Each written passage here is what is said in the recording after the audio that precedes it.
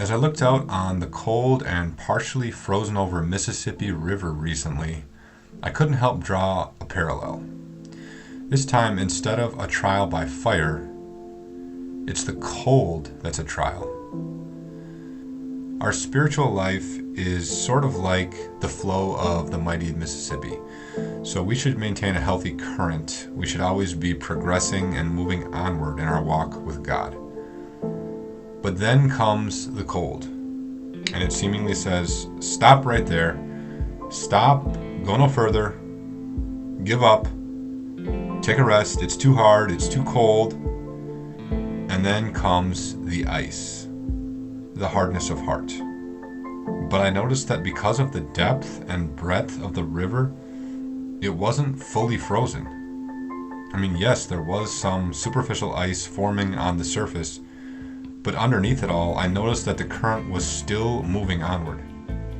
And in the same way, when some trial or testing period comes our way, we might be tempted to think, will this be the end of me? Is this just the end of my walk with God? Has He just left me out here all alone to die? And we begin to think about giving up. If you're familiar with the poem Footprints in the Sand, you might recall that in the hardest of times, when the author only saw one set of footprints and thought that God had abandoned him, it was in those very moments that Jesus was actually carrying him. And here's the very words of God in Isaiah chapter 46, verses 3 and 4.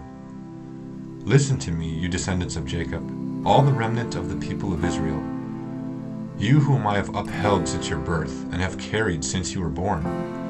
Even to your old age and gray hairs, I am He.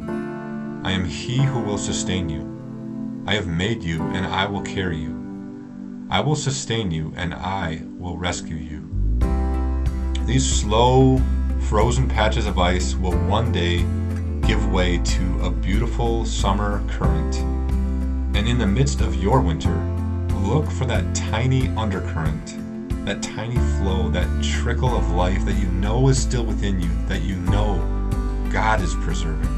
And as much as you can possibly bear it, turn your focus away from the ice and the hardness and reach out with both hands and grasp, as it were, the liquid.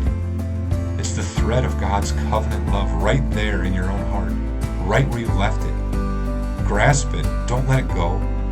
Ride it.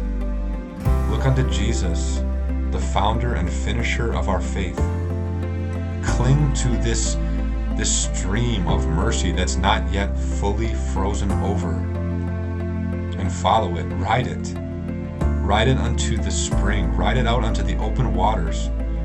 Ride it until, almost unbeknownst, you are surrounded by nothing but the waves and the currents of God's love. Warm, comforting, and completely alien to the coldness you once knew. And remember this, the winter is only a season.